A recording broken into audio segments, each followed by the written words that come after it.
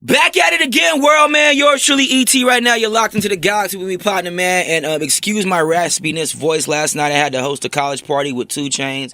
And I apologize if this sounds bad to you, pimp, man. But Mr. Wyclef, sir. 2 Chainz. How is 2 Chainz? Rich probably. Got his, is he good? He's painting houses pink. That's my homie, man. He's working. He killed it last night, man. I know it's his daughter and his mom's birthday yesterday, so he had to come out for a college party. So I thought that was pretty cool of him to do that too. Yeah, first time I met 2 Chainz, I wanted to play basketball with him. I was like, this is a tall dude. Isn't he? He says he's a baller though. Yeah, Chainz is tall. Cool dude. Shout out to Chainz. That's good, man.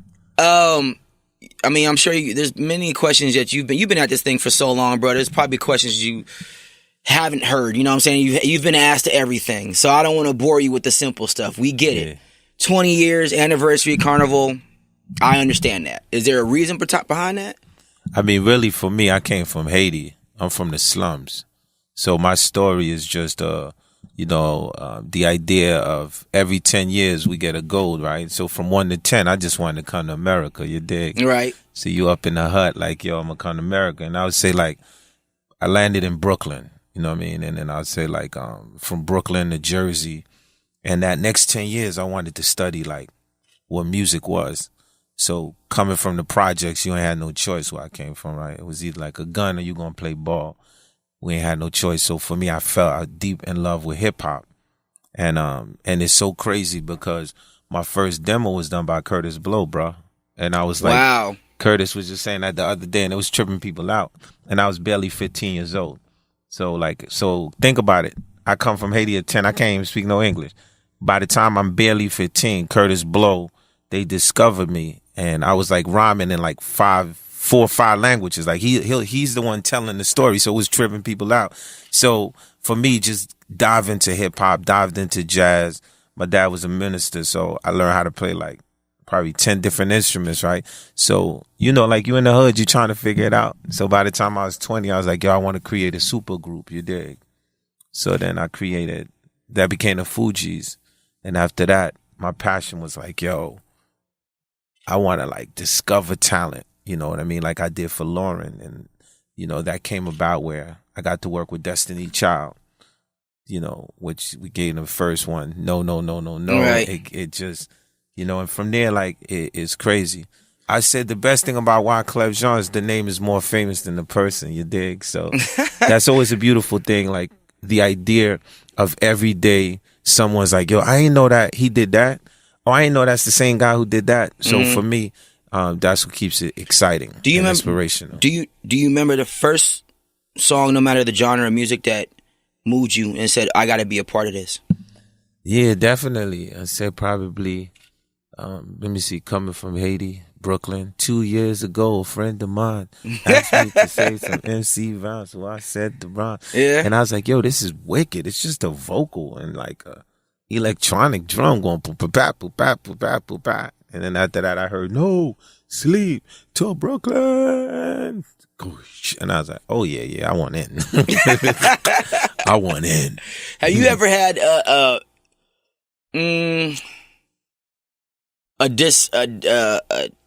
an uncomfortable feeling about the way the hip hop game is now?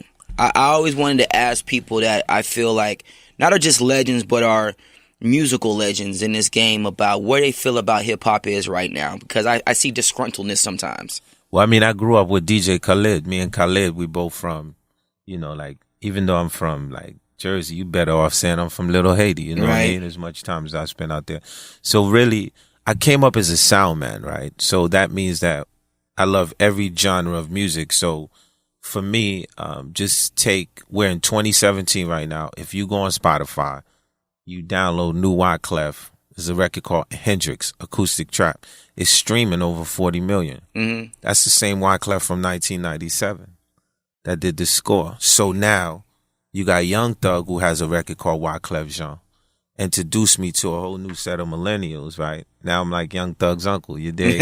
So, right. So what happens is, so for me, when I'm in the studio with Thugger, and he's like, yo, you're one of my greatest inspirations, and he starts to play all these acoustic records with like these bass tones, you know what I mean? It's like at the end of the day, I embrace music, right? Right. So, but you got to understand, for me, it's the mind of the producer. So as a producer, sonically, is my first interest. So I'm like amazed. I'm like, yo, how's the knock? You know, who's knocking this like this? You know what I mean? How is this dude getting this 808 to sound like that? You know, so for me, it's like the pulse of the music is always in the youth. So when I watch my daughter, it's incredible because we could debate about Pete Rock and DJ Snake. Then we have a conversation. You see what I'm saying to you? So for me, but in hip hop, you've always had every form of hip hop. So, and then you have one that dominates sometimes more than others, right? Right. So when we was coming up, it was the 90s.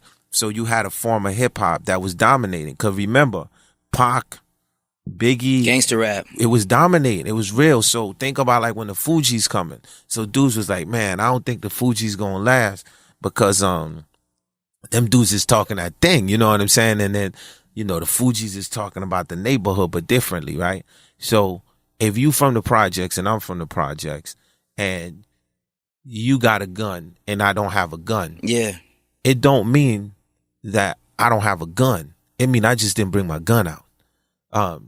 I could probably take a gun apart and put it back quicker than anyone who talking about a gun, right? It don't mean I ain't see the drugs. Ain't mean at times that we didn't do what we had to do. You had other things to talk about. That's right. So the whole thing is we wanted to talk about more than just that. So at the end of the day, I feel like at the end of the day, if you pay attention to what the youth is doing, they lit. They turn. I think talent in music in this business and just I'm just putting my opinion into this right now with you. I apologize, you know what I mean? But I always tell people, I was like, at the end of the day, the cream still rises. Whether Facts, you like you it or hit not, it. like talent still rises even in the day and age where everything is so accessible. The great ones still rise, you know what I mean? You hit it on the dot. And at the end of the day, right? So, you know, be humble, right? Exactly. So that's the beautiful thing about hip hop, man. They could never count it out. It's always gonna morph into different forms. It's like jazz, you know what I'm saying? But we always gonna find out. Did you, when I had, so the last 2 years, right? I have been saying it for 10 years. I started in this business when I was 17 on the radio. And I have been saying it for 10 years. And I said, for the last 2 years, I've been showing people the different streams worldwide of the different genres of people who stream the most type of music. Hip hop was kept climbing and climbing. No, and even though I was showing people this evidence, it was almost like they didn't want to believe me until Forbes came out and said, oh, by the way, hip hop has now surpassed, you know, rock or blah, blah, blah. Yeah. And my reason for saying that was always because there's so many different types of genres of hip hop now. You've got the trap, you got the dance, you got the gangsta, you got the lyrical, and it's all popping at the same damn time. Yeah. Is there a genre that you think... And you got the battle rap, And too. you got the battle rap that's right. doing good The online league. as well. Yeah. Everything's popping at the same time, man. Is there a genre of hip-hop that hasn't been touched yet? I mean, once again, it's going to morph into something else. That's what's beautiful about it, right? We don't know what it's going to be, you know, like, and that's what's beautiful about it. It's going to be some kid, like, it's almost like when you think, like, It's okay, done. we just got the best ball player in the NBA. Here and then you comes. like, and then some 17-year-old kid with a draft, like, you like, man, he's like moving 3 times faster than anybody, you know what I mean? And that's what's beautiful about our culture. You forced to always stay on your game, you know what I mean? Yeah. It's, I guess for someone like you in your position, man, it's hard to be amazed, you know what I mean, about fans and things of that nature. It's coming from someone, like you said, that was barely speaking English to becoming one of the greatest producers out of this country, you know what I'm saying? Are you ever amazed when you go to other countries and people can't really speak English, but they know the words to your records? Nah, because music's universal. It's the beat. You feel me? You could take the Khalid and Rihanna record, boom, boom, boom, boom, boom. You know, so that's like Carlos Santana. That's the Maria Maria I wrote, right? It doesn't matter, man. It's like boom, boom, boom, boom, boom. You hear that? Rihanna and them singing something on it, it just becomes new again, right? And I learned that from Michael Jackson like years ago.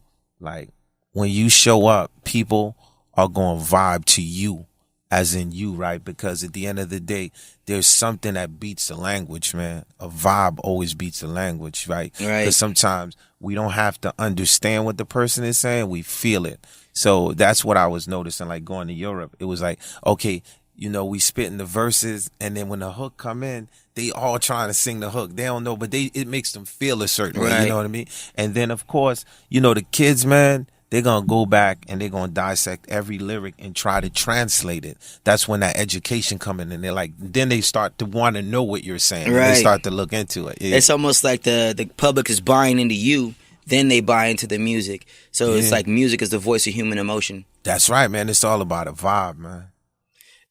This, I got to ask you about the project, because that's what they send out.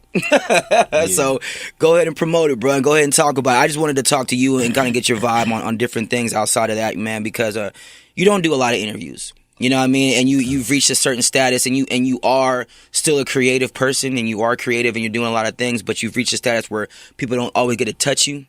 And they don't always get to ask you certain questions. I didn't really want to ask you about your album. I know it's important to you, so go ahead and get it out there right now. But I just wanted to ask you some other things, bro. So, you know. Well, I mean, what's the most important thing to me was after I wrote Hips Don't Lie, I left music for 2 years, and I went to try to be the president of my country. You know what I'm saying? So building a paramilitary, So just like in my country, we have some of the most, people consider them gangs, but I consider them family. We have a crew in my country called the Zoe Bloods. And at the end of the day, I come from the backyard. And the idea was I couldn't do just music.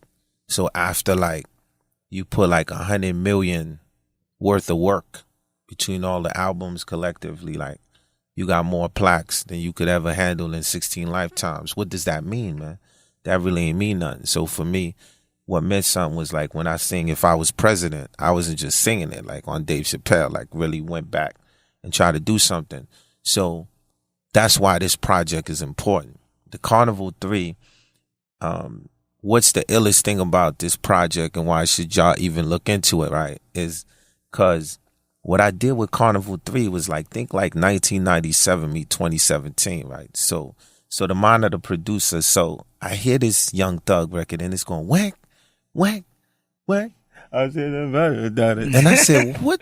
I said, this sound who did this? This sound like some 98 Wyclef, the drums is moving a certain way. And God and behold, it's this kid Super Mario. So Super Mario's yo, I got to get with Wyclef.